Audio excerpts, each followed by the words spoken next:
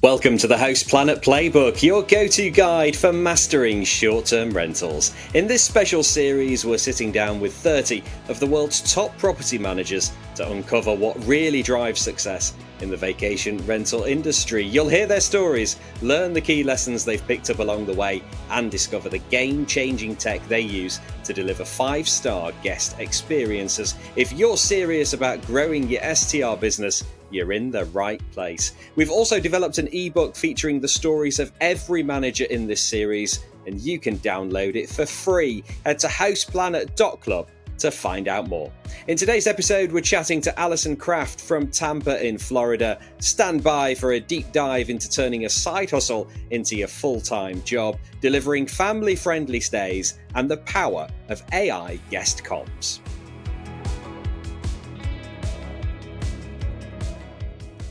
This special series is brought to you by Host Planet and Hospitable, the smart AI-powered property management software trusted by hosts worldwide. With Hospitable, you can automate guest messaging, sync calendars across platforms, and manage your rentals with ease, all from one powerful, easy-to-use platform. If you're keen to run your short-term rental on autopilot, try Hospitable today. Visit hospitable.com/hostplanet to see how the platform can save you time, reduce stress, and maximize your earnings. Allison, thank you for being part of the Host Planet Playbook. Let's start with you. What's the name of your company? Where are you located? And how many rentals do you manage? Yeah, so I'm Allison. I'm located in the Tampa Bay, Florida area. I'm currently managing 16 listings. The name of my company is Crafty Hosting, or the Crafty Co-host. You can search me in those two different terms. But yeah, so what was I going to say? Yeah, it's been a lot of fun. Let's just say that it's a lot. Fantastic. The Crafty Co-host. I The love Crafty it. Co-host. So how did you get started in short-term rentals?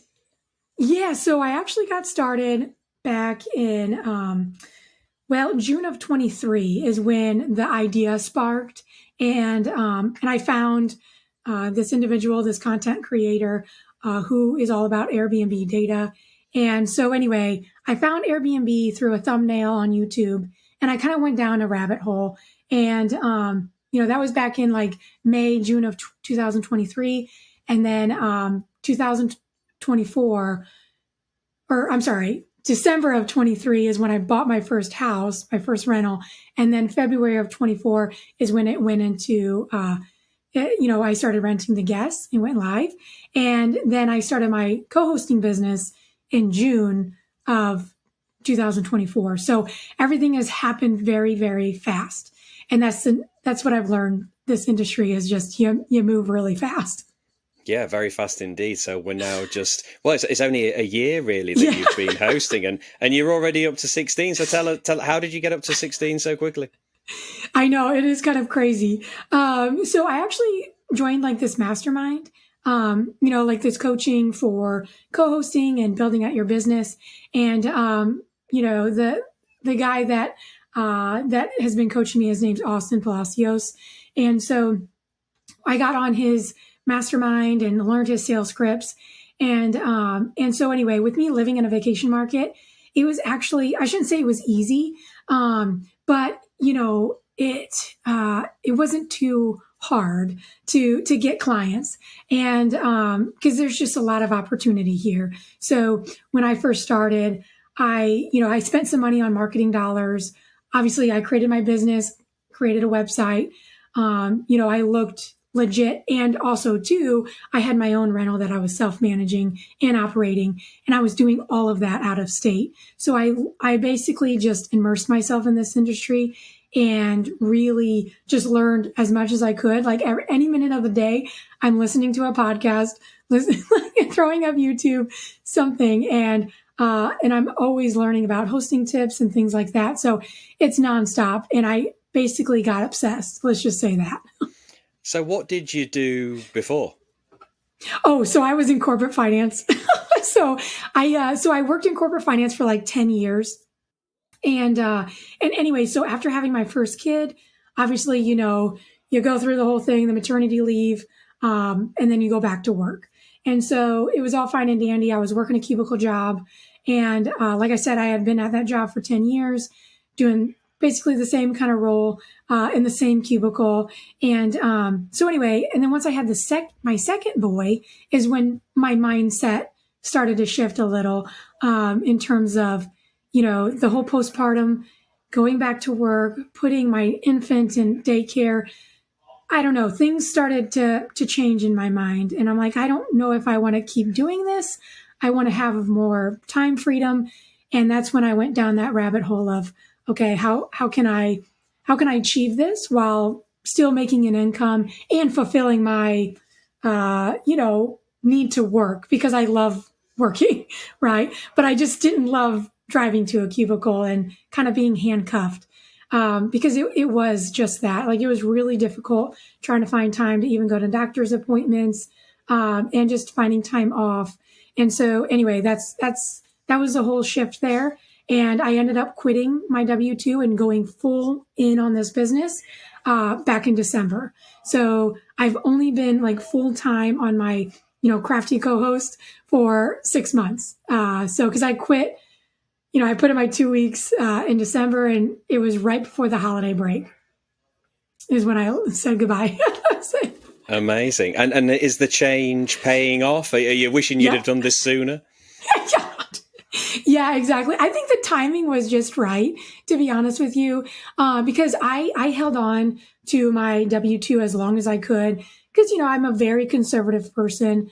I was scared to quit, to be honest, because I had a nice 401k, the 401k match, I had all the things, and it was very nerve wracking to say goodbye to that.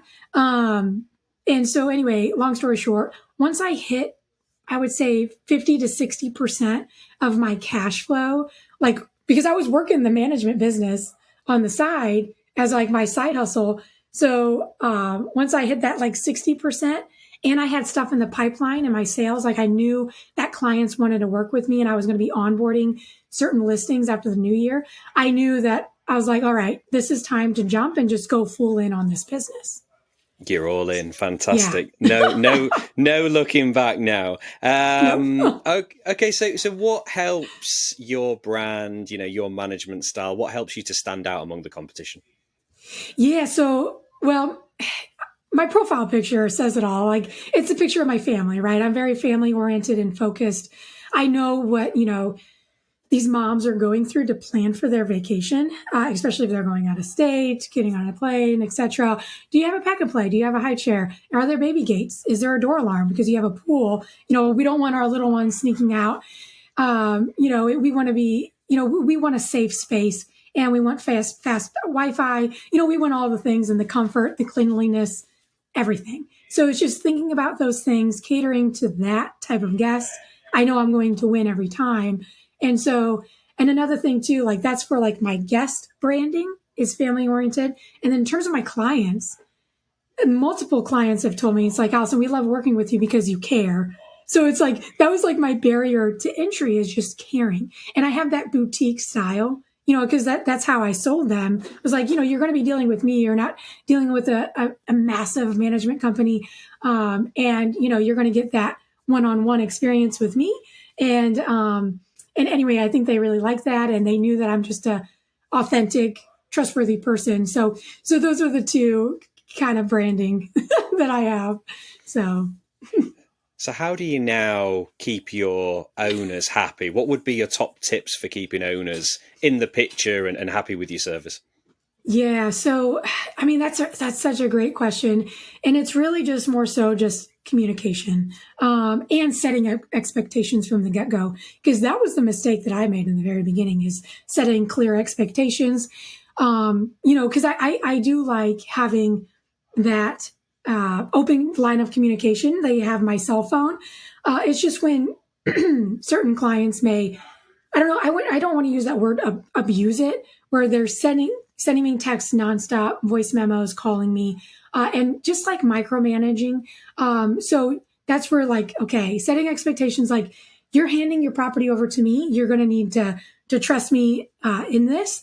And so anyway, just having that, that from the beginning.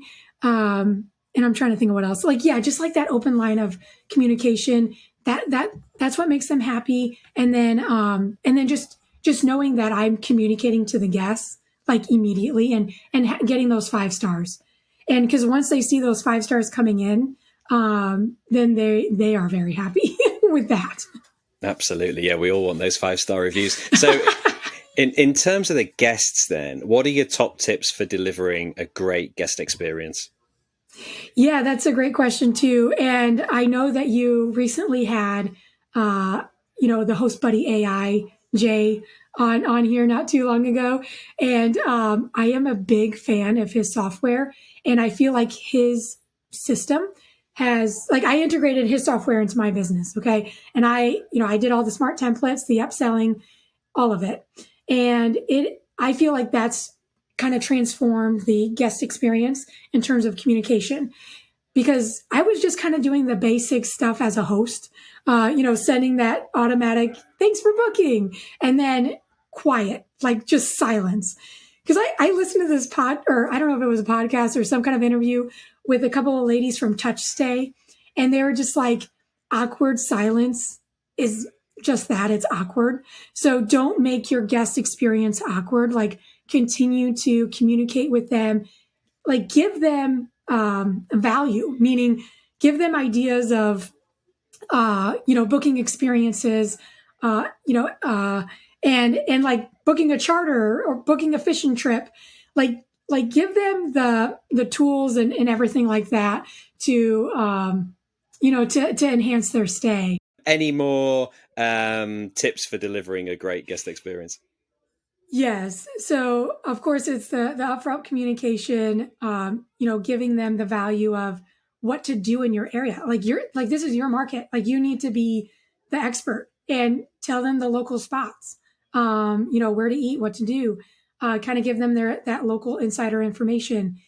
That's huge value there. And then obviously the other value is kind of what I alluded to before is giving your guest what they're expecting.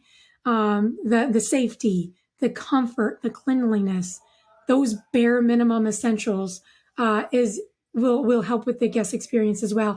And then obviously, like I don't know, like if you look at my listings that I have and that I'm managing, the biggest thing are the amenities. The playground, the pools, the mini golf, the hot tubs, like you name it. We have the amenities for it. Not every listing that I have has that. I mean, I manage some apartments that are perfect for your workers or people that are coming to visit, at the nearby hospital and things like that. Like it's perfect for those clientele. But I also have for the families as the majority of my listings. And those are the ones with the amenities just packed, just the game room and all the things. So that's another thing for the guest experience. What are the biggest challenges and opportunities in the market that you operate in? So the biggest opportunities, I mean, it's everywhere. Like I said, I'm in Florida. We're a vacation rental city. It's been, Airbnb came in way after, like the vacation rentals have already been here. It's been here for years and years, decade, yeah, decades. So like there's so much opportunity here. Like I said, the barrier to entry is it's pretty low, because there's a lot of homes that are just being mismanaged and some, maybe some frustrated owners or even, guests. So you can come in and really give that speech of I'm a boutique style manager and I can turn your ship around and really help boost your revenue and give that, that one-on-one experience instead of just being managed by a big management company. So, yeah. And what are the big challenges in Tampa? Have you got any regulation to deal with or anything like that? Oh yeah, there's definitely regulations here. You want to make sure you do your research. Absolutely. There are a lot of regulations here. I mean, they've been around for ages and actually recently, they just became more strict in terms of licensing and certificates and inspections and things like that. So So yeah, definitely do your research on the Florida market. I'm in Tampa, Clearwater, St. Pete area. So those are like the areas that, yeah, you definitely want to do a little bit of research before you either buy or you just start managing. I can remember going to Yeah. Clearwater years ago, and I think Yeah. over 20 years ago, our family came over and we stayed in Kissimmee in a gorgeous like 8-bedroom villa. So yeah, it's been around for a long time, hasn't it? Vacation rentals in Florida, very, very long time. Yes. What's been your biggest lesson learned since you started? I know you haven't been going that long, but what's something that's really stuck out that you'd wish you'd known at the start? Yeah.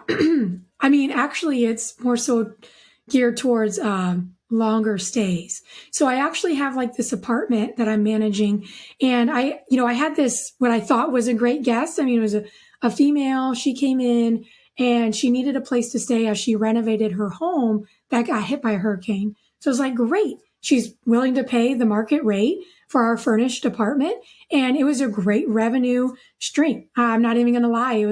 It looked fantastic on paper.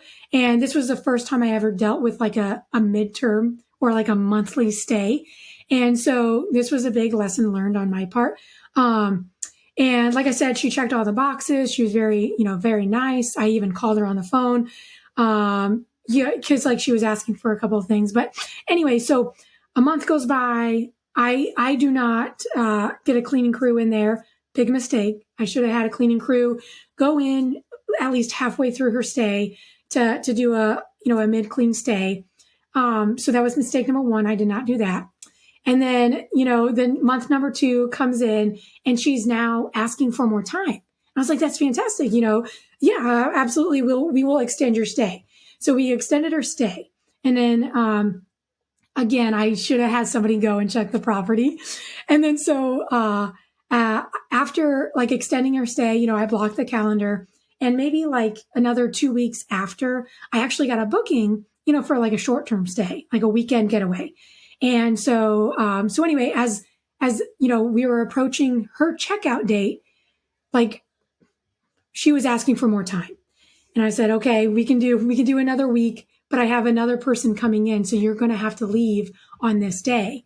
And so anyway, long story short, she leaves. And then I go to the property and it's a disaster. Basically the dog pooped and peed in the house. It's all over the walls. She was hoarding. There was so much. It was so bad. And I had a check-in that day. So that was another mistake. Never do a turnover on when a midterm stay, And so it was a guest from, excuse my language, it was a guest from hell. And so anyway, I definitely learned the hard way. I was there cleaning the walls and I was helping my cleaning crew as best as I could. The cleaning crew wasn't done until 8 p.m. that night. So I had to obviously apologize to the guests. I even refunded them for that night. They still were okay with it. They went out for dinner. They, extended their time out on the town and then they were able to check in at 8 p.m. But they got a free night stay out of it. Anyway, so that was a big lesson learned. Oh gosh, what an experience! We've all had them. We've all had them, unfortunately, similar to that. Wow, goodness me, the dog mess on the wall. We can do without. I know, sorry. Yeah, it was so bad. What do you love most about hosting?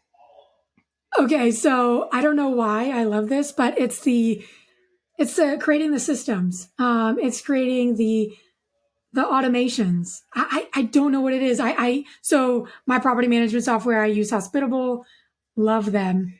Obviously I integrated HostBuddy AI and I just integrated StayFi. And so now I have StayFi. So, my guests now have like a landing page to go to, facts about the property, local things to do in the area, experiences, and then, book again, like book direct. So, and I just started working with Boostly, which is how I found you guys, by the way. So Boostly created my website, I feel like my business is literally transformed overnight. And so I have a great booking website now, or direct booking website now. And so with all of those tools is like, that's what keeps me up at 2 a.m. working on. I don't know why, but that's what's exciting about hosting is creating the systems and the processes to have a smooth operations. So that is what I love the most.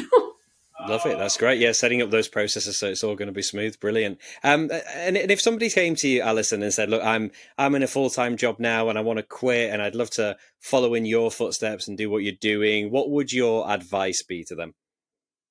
Yeah. So if you wanted to leave your W-2, my advice is to hold on to your job as long as possible until you do, until your side hustle is making that 50 to 60% like cash flow in terms of profit each month, and that you know that you have sales in the pipeline that are coming up. That's a perfect opportunity to jump ship. But you definitely want to work on that side hustle as you currently have your main hustle, and then your side hustle becomes your main hustle, and then you can get rid of that job and then go all in. Like I always say, like burn the boats, you know. So once you find that fire under you and you have listings that you're managing currently and you are becoming more confident, that's when you just go all in on your business. And that's exactly what it is. It's a business. And so you're quitting your 9 to 5 to work 24/7. I hate to say it like that, but I created a lifestyle around this business now. And maybe, I don't know, people may have a different view on that. So, yeah. Yeah, I think, running your own business, yes, it gives you the flexibility. It does. But you're not going to stop. Don't think it's fewer hours, because it definitely isn't. It's not. All right then, Alison, we've got a few kind of more quick fire questions now. So which PMS do you use? Hospitable. Which dynamic pricing tool do you use? The Price Labs. Pretty generic. Price Labs. Which piece of tech couldn't you live without? Well, I mean, this is random, but I can't live without the electronic door locks. I don't know what it is. So I know that's, and obviously, I mean, I mentioned a bunch of software that I use, but if I had to deal with manual keys or physical keys, my business, it would be a pain. But yeah, so shout out to Slage. I don't know if I'm saying that name right, but that app, I love that app, and having electronic door code that's the tech I cannot live without. Nice, great shout out there. Ideally, pets, yes or no? Maybe judging by that story before, definitely no, but I'll let you answer. I'm going to say yes to pets still, because there's, you still get those good dog owners or good pet owners. You're going to have that 1% that's going to be bad, and it's worth the gamble because they do bring in additional revenue. Similar question. Hot tubs, yes or no? Yes, hot tubs, absolutely. Ideally, a self check-in or a personal welcome? I mean, self check-in all day. I don't know. I can go on about that, but yeah, self check-in. Ideally as well, a telephone call or an AI response? Well, as I was just talking about Host Buddy, I'm all about AI right now. Absolutely AI. But I have, I've listened to Mark Simpson from Boostly, and, it's like having that personal touch, calling the guest after they book. That is something that will, set you apart 100%. And what's your most memorable hosting moment? Oh gosh, my most memorable hosting moment. Well, oh man, obviously it was that one terrible experience. Usually the bad ones stick with you as opposed to the good ones. But yeah, just hosting for families that, that just want to create experiences with their kids. I mean, I'm about to do that this weekend with mine. And that's like seeing their face, like, hey, I just booked this place. Like, check out, like I show them the pictures, and then their reaction of going nuts. As a mom, that's worth it. So just knowing that I'm providing that experience like that, and that's memorable, to me. Yeah. I love that. Shout out time then. Is there an individual in the STR industry who's helped you that you'd like to give a shout out to? Oh, absolutely. So the guy that started it all was John Bianchi. So John Bianchi, he's known as the Airbnb data guy. You can find him on Instagram. He founded the company STR Search, and he was the one that helped me find my first property. and that became cash flowing. And so once I started operating and managing my own property is when then I found this passion of hosting. And now it changed the complete trajectory of my life. So John was a pivotal person in my journey. So shout out to John. Great shout out for John there. And question to finish then, ultimate goal for your business? Yeah, the ultimate goal, obviously, is to grow my business, but to build out a team. Because right now, I am kind of doing everything on my own.